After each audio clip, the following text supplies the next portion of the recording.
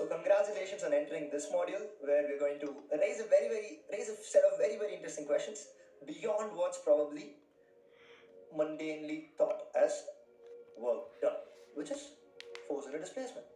Now the moment we say work done is force under displacement, then the next question immediately will be displacement according to whom? Because we already told you in chapter 1 and chapter 2, Newton's laws, and the laws where we studied motion, that the fact that somebody is moving or not moving really depends upon who is watching.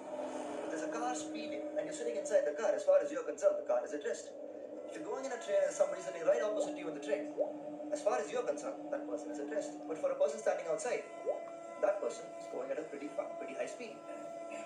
Now, so what does that mean? It means that displacement has no meaning without saying according to whom. So that should also mean that work done shouldn't have any meaning without saying according to whom. So let's take a very simple example to explain to you what we mean, and then we'll leave it at that because you have to wait a couple of years probably to understand how this totally works. So simple example, there's a train, there's a man inside the train trying very hard to push a very heavy block. So he's trying hard to push the block. When I say trying really hard, I'm implying that it's not the same. So he's trying to push that block and it's not moving. Right? So he's sitting in the train watching it and you're going, yeah, what's the work done? It's moving. Zero. Putting a lot of force, zero displacement. You're smart enough not to know that. It's zero.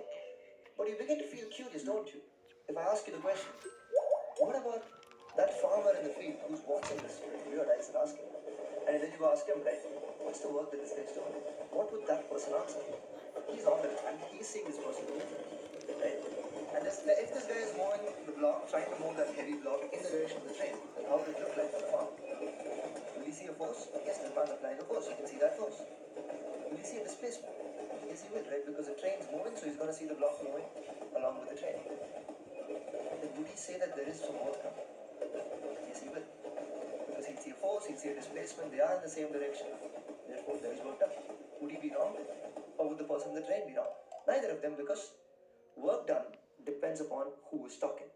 Depends upon the point of view that's being taken. And later on, you'll know that the name for this is frame of reference. From whose frame are we talking about? So as long as we don't say from whose frame this work is being done, there is no meaning for work being done. So the first question we want you to ask when somebody says find the work done is by which force? But the second question immediately that you need to ask is in whose point of view, because that matters as well. As clearly you can see here, a person sitting in the train measures a different work done from a person sitting outside, which means that the work done depends upon which point of view you're taking to answer that question.